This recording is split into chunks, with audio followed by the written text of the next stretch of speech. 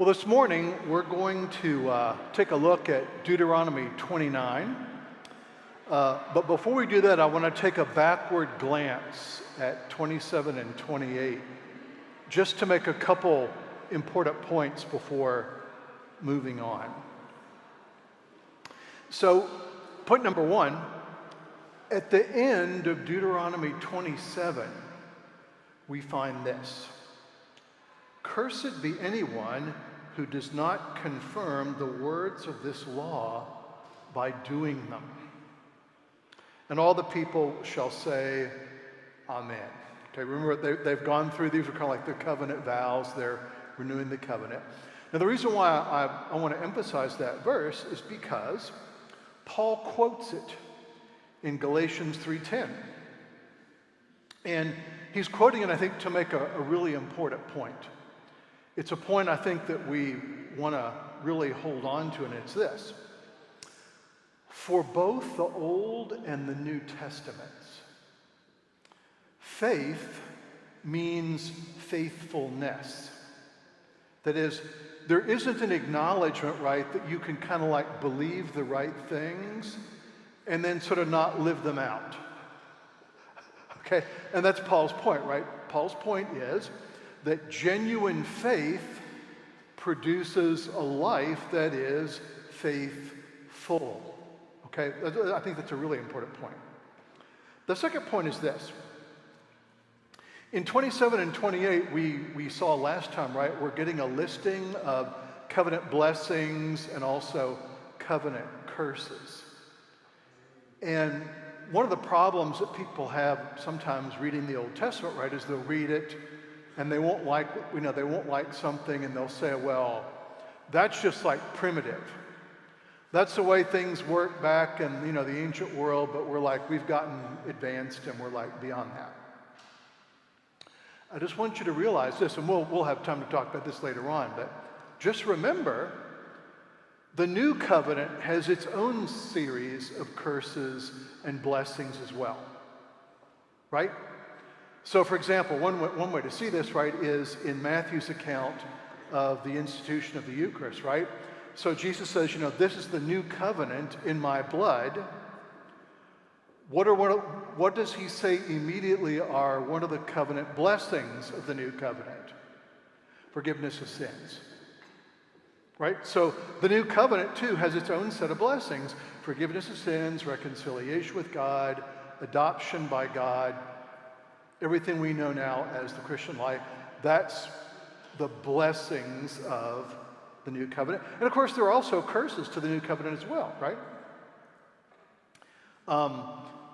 The idea being, right, that in both places, if there are no consequences to breaking the covenant, if the covenant has no consequences at all, it must not be all that important. Okay? It's like, this would sound really weird. Okay, here's a covenant with God. God's making a covenant with you. It's really, really significant. And if you break it or disregard it, nothing will happen. That doesn't make any sense.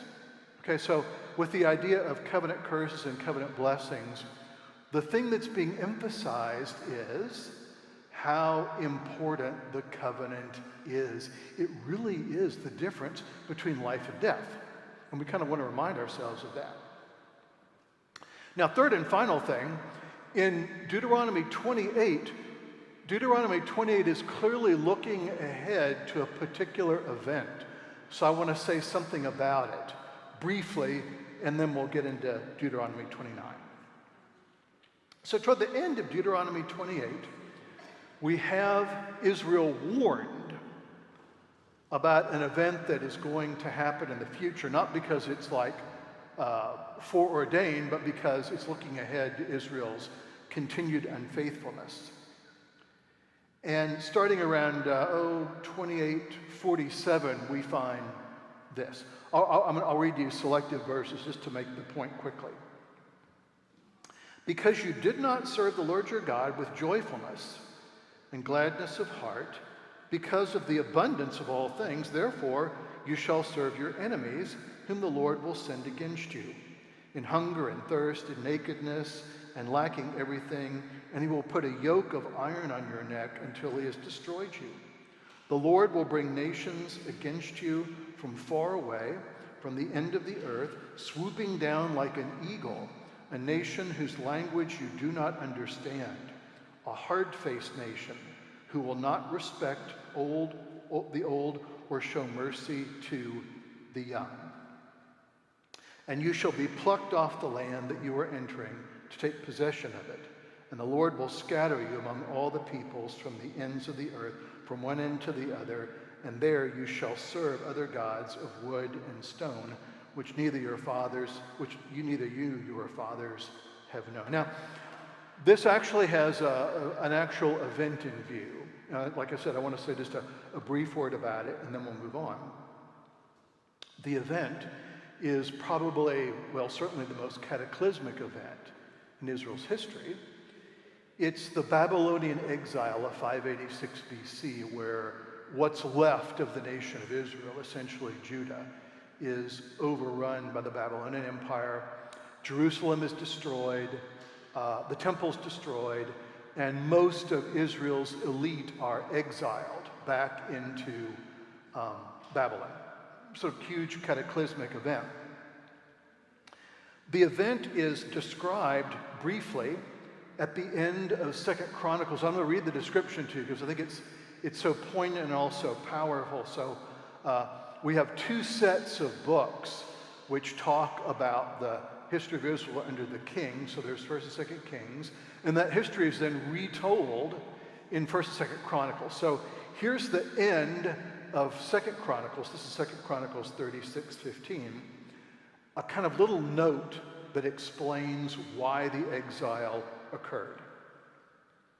The Lord, the God of their fathers, sent persistently to them by his messengers, because he had compassion on his people and on his dwelling place, the temple.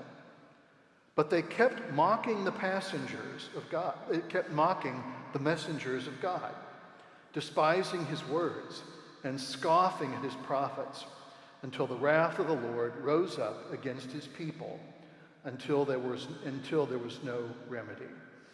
Therefore he brought up against them the king of the Chaldeans, who killed their young men with the sword and the house of their sanctuary, and had no compassion on young man and virgin, old or aged. He gave them all into his hand, and all the vessels of the house of the Lord, great and small, the treasures of the house of the Lord, and the treasures of the king and his princes, and these he brought to Babylon. And they burned the house of God, and broke down the wall of Jerusalem, and burned all its palaces with fire, and destroyed all its precious vessels. From that point on, with the possible exception of about 100 years, Israel will not exist again as an identifiable political entity until 1948. The point of the exile is this. It comes as a result of Israel's sort of persistent unfaithfulness. But God sends his people into exile for a purpose, and this is tied into the book of Deuteronomy. Two really important points are being made here. Point number one, the land is a gift, but the gift is correlated to faithfulness, okay? The land is a gift, it's not an absolute possession. So living in the land and living in faithfulness are inseparable from one another. Unfortunately, the people of Israel come to the view that they can live in the land without being faithful. The two are detachable. So there's that. But the second thing is this. The second thing is that one of the purposes of the Babylon exile is to make a really, really important point, and that is that Israel only exists because of God's graciousness. Can Israel still exist without land, without king, without temple, without a homeland? Well, the people of Israel might think not, but God thinks otherwise. So the idea, right, that the land, the temple, the monarchy, all those come to an end, and yet the people of Israel still exist. Why do they exist? Because God keeps them under his providential care. Okay, and there's a really, really important message there. So we just want to take a look at that before taking a look at Deuteronomy 29. So once again, right here, we're about to cross over the Jordan River into the Promised Land. We'll read about that in the book of Joshua, but we're in the process now of renewing the covenant as we get ready to enter the covenant. And something really important occurs in Deuteronomy 29, 1 through 9. So let me read it to you. I'm going to read the whole of it to you because it's really a significant passage. These are the words of the covenant the Lord commanded Moses to make with the people of Israel in the land of Moab, beside the covenant that he made with them at Horeb. So we have the covenant at Mount Sinai, Mount Horeb, and now we have that covenant being reaffirmed and renewed in the land of Moab, that is the land that's across the Jordan River.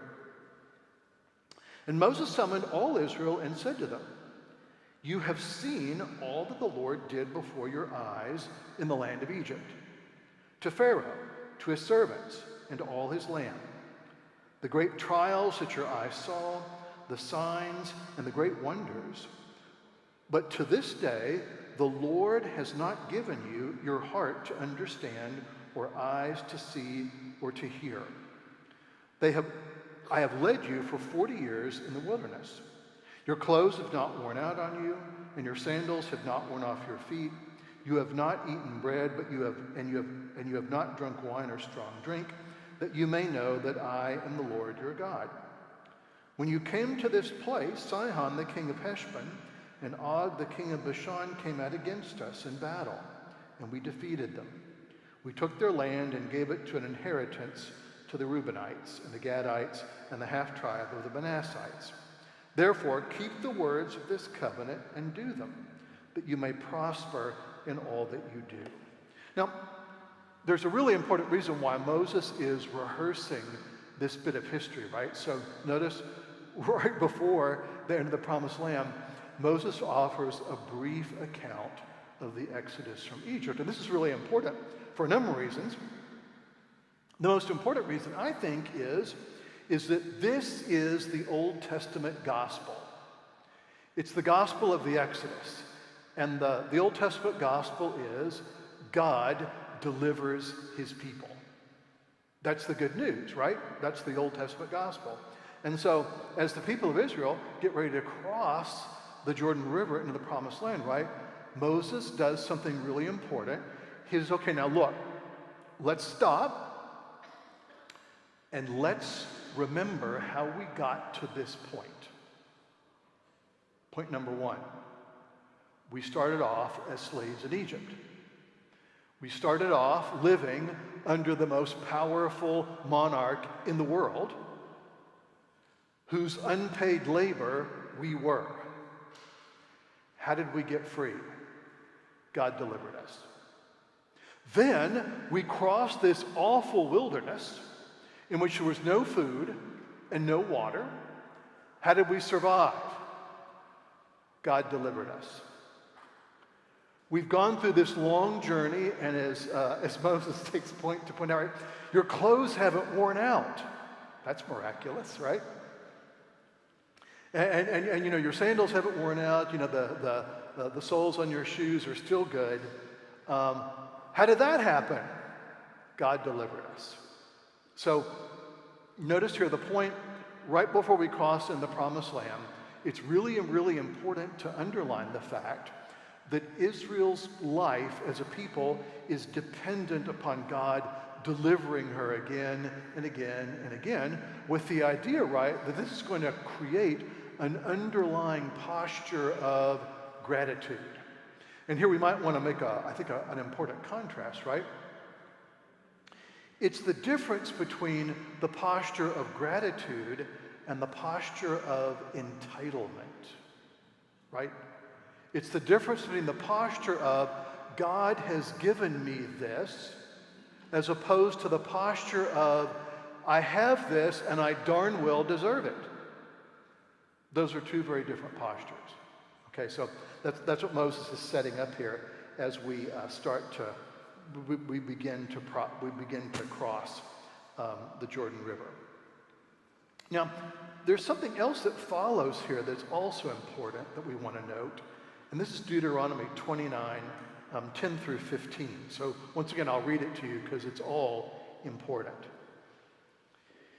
You are standing today, all of you, before the Lord your God, the heads of your tribes, your elders, and your officers, all the men of Israel, your little ones, your wives, the sojourner who is in your camp, from the one who chops the wood to the one who draws your water, so that you may enter into the sworn covenant of the Lord your God, which the Lord your God is making with you today, that he may establish you as his people, and that he may be your God as he promised you, and as he swore to your fathers, to Abraham, to Isaac, and to Jacob. It is not with you alone that I am making this sworn covenant, but with whoever is standing here with us today before the Lord our God, with whoever is not here with us today. So, two important words about that part of what Moses says, okay? And this is something that we could miss, right? But notice here, Moses says, okay, all of us are standing together here before God, and then he lists who they are. Okay, so you are standing here today before the Lord your God, the heads of your tribes, your elders, your officers, all the men of Israel, your little ones, your wives, the sojourners with you, the one who chops your wood, and the one who draws your water. This is like a really important notice here. Moses is saying something really important and really radical. Within the covenant here, there's kind of like a fundamental equality before God. The covenant is not simply made with sort of like Israel's like leaders, Moses and the commanders and the really important people who make the decisions. The covenant is actually made with everyone, from the highest down to the person who, in effect, is the modern day equivalent of the janitor. And everyone in between. And not only that, the covenant is made not only with those who are standing here right now, but also those who aren't standing here now, but one day will. That is two really important points here that we don't want to miss, right? What we find here in the Old Testament is a notion of a kind of fundamental equality before God that's really like radical in the ancient Near Eastern context, right? So in the ancient Near Eastern context, gods sort of deal with the people on the upper echelons, primarily the king, maybe the sort of the upper level of the priesthood, and then everybody else kind of they just do what they're told. That's it. In Israel, the covenant is something which touches the life of everyone. And therefore, there's this kind of radical both equality before God, but also, notice this, responsibility to God on the part of everyone. Okay, so you can't say, well, you see, the reason why things are so bad is because our leaders made all these bad decisions. That doesn't work here, right? Because guess who's part of the covenant? All of us. Okay, we can't pass the buck off to somebody else and say, well, you see, the reason why their church is such a mess is because fill in the blank made mistakes. No, we're all involved. But also notice this, we also want to note that covenant here is a fundamentally intergenerational and transgenerational reality. Okay, and this is true for a number of reasons, but I think maybe the reason that we might want to mention here, at least for now, is this. Covenant is a transgenerational reality because God envisions by his providence the continued existence of a covenant people no matter what. No matter what. Israel and church exist Not because they're like really successful religious organizations that are led by fantastically gifted people who are followed by people who are just like spiritual athletes. Israel and church exist and will continue to exist because God's decided that they will. That's it. Covenant, therefore, is inherently intergenerational and transgenerational. I think that's a really important point. Now, something else occurs in 29:16 through 21. I'll just emphasize a few things here, just for the sake of time. Once again, it's a kind of a word of warning that Israel needs to heed, and here it is. 29:16. You know how we lived in the land of Egypt, and how we came through the midst of the nations through which you passed. And you have seen their detestable things, their idols of wood and stone, silver and gold, which were among them. Beware lest there be among you a man or woman or clan or tribe whose heart is turning away today from the Lord your God to go and serve the gods of those nations. Beware lest there be among you a root bearing poisonous and bitter fruit, one who, when he hears the words of this sworn covenant, blesses himself in his heart, saying, I shall be safe, though I walk in the stubbornness of my heart. So, two really important points here that we just want to notice. Now, I know that sometimes people, read the Old Testament and they kind of get tired about hearing about idolatry, right? Idolatry, idolatry, idolatry, idolatry, idolatry. And you think, all right, we get the point. Move on. But it's really important that we actually really get the point, okay? It's really important that we recognize, right, that for the Old Testament and also really for the New, idolatry isn't just a matter of sort of making religious or theological mistakes, right? Idolatry isn't just a matter of people sort of like getting their theology slightly wrong.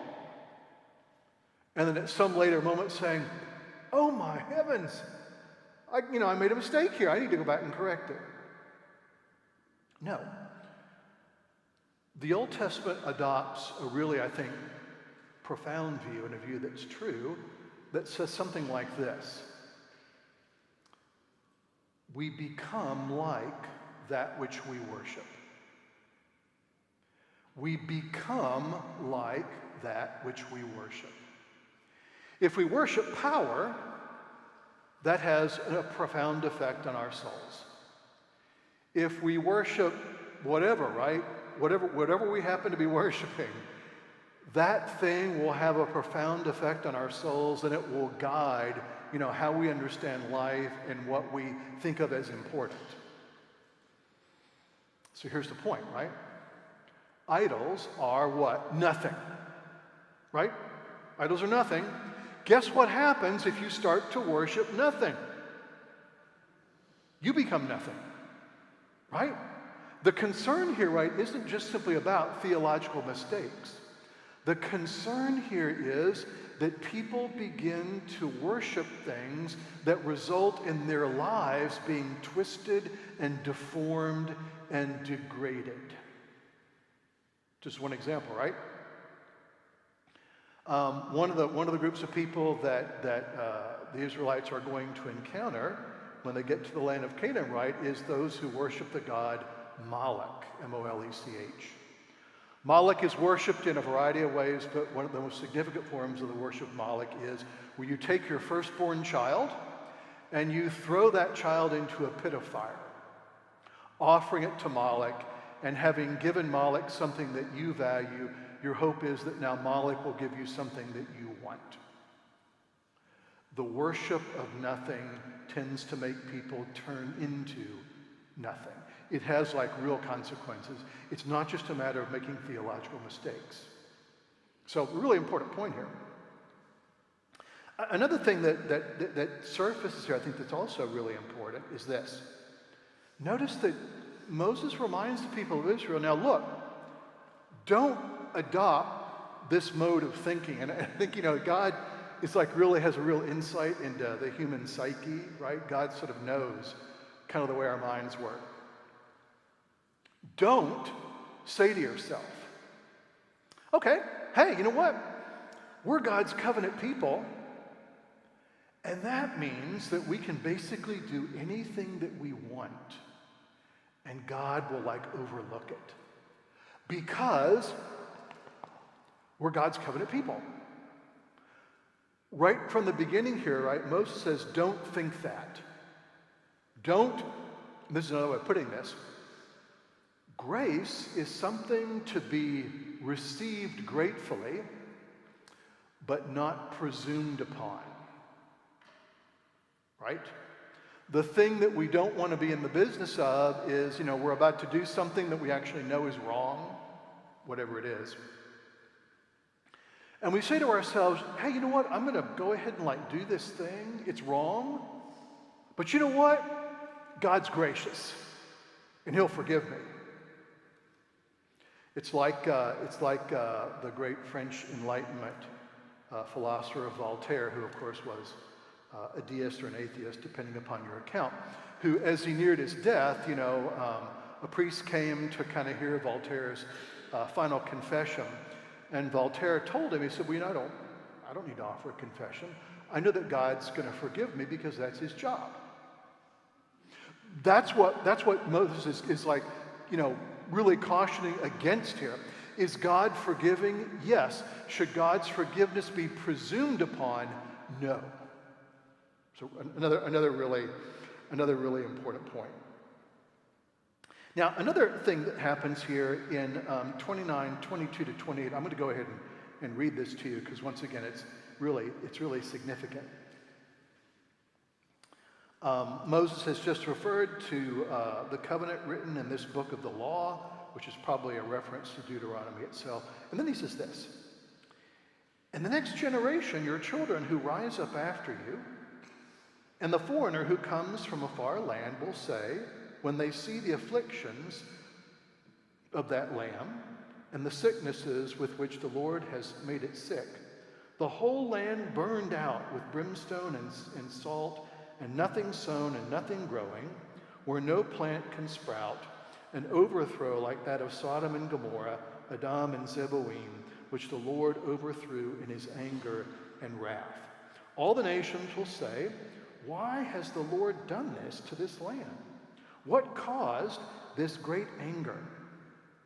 Then the people will say, it is because they abandoned the covenant of the Lord, the God of their fathers, which he made with them, when he brought them out of the land of Egypt, and when they went and served other gods and worshipped them, whom they had not known, and whom he had not allotted to them."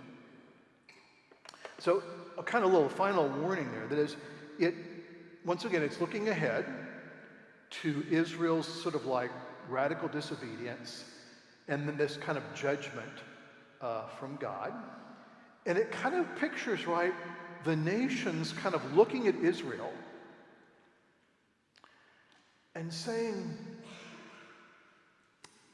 the reason why this awful judgment came upon them was because they broke the covenant that God graciously made with them, the covenant that he'd made with Abraham and Isaac and Jacob, and affirmed all their ancestors, and he delivered them out of Egypt, he brought them to the wilderness, he brought them into the promised land, and yet they took all these gifts and turned their backs on it, and this was the result. Now, there are a number of things going on here, but I just want to hold up one of them to you because I think it's really important. We're getting a glimpse here about why Israel is significant, and we don't want to let it go because this is a really important part of the Old Testament heritage. Israel exists as a people under the covenant to, in effect, be a kind of like an advertisement for God's righteousness and holiness. Okay? The reason why we've seen all these laws, right, about, okay, you're not supposed to do this, you are supposed to do this is the way you conduct a trial, this is the way you don't conduct a trial, this is how you treat the poor, this is how you don't treat the poor, this is how you eat, this is how you don't eat. The reason why we've been seeing all this, right, is because Israel here is supposed to be a kind of living, breathing sort of icon of God's righteousness. In Israel, God is going to sort of like display himself to the nations. Notice this point, right? The creation of Israel isn't an end in itself. It has a larger purpose. Okay?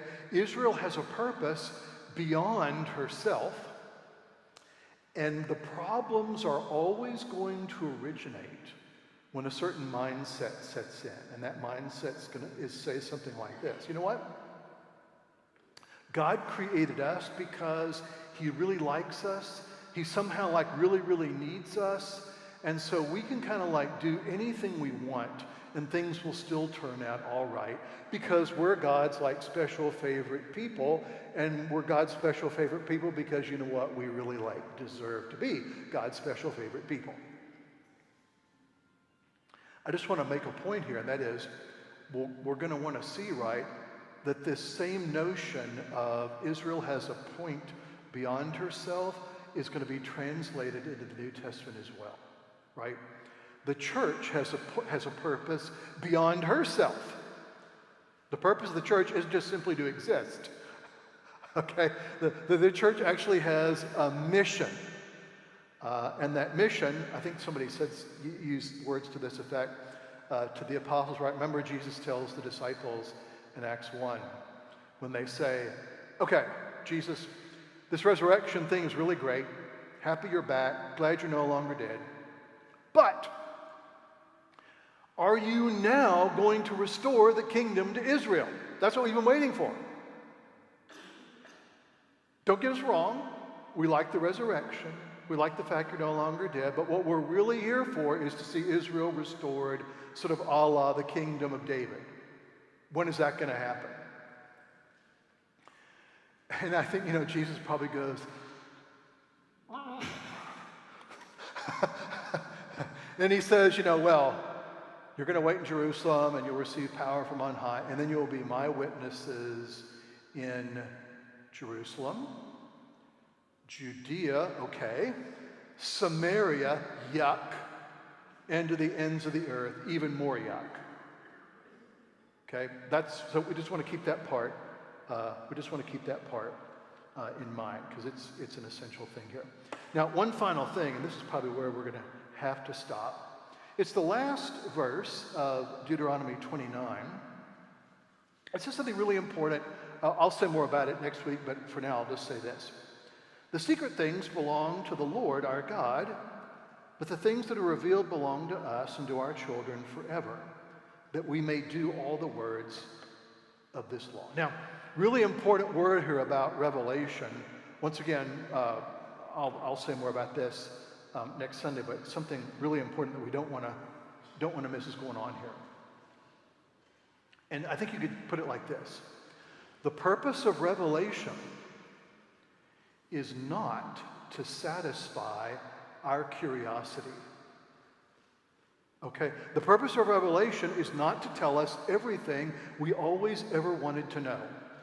What color socks was Moses wearing when he was on Mount Sinai? What does the landscape of heaven look like? Are the streets really paved with gold? What's the temperature in heaven? What does the work week look like in heaven? The purpose of revelation is not to satisfy our curiosity, much as we might want that, right? Revelation is not a kind of divine version of like Wikipedia. That's not its purpose. The purpose of revelation is to provide God's people with what they need to be faithful. The purpose of revelation is to provide God's people with what they need to be faithful, not to satisfy their curiosity. So I think that's a really, really important point. Okay, next Sunday we'll pick things up with Deuteronomy 30, and we'll see the transition from Moses to Joshua as well. a couple of other things.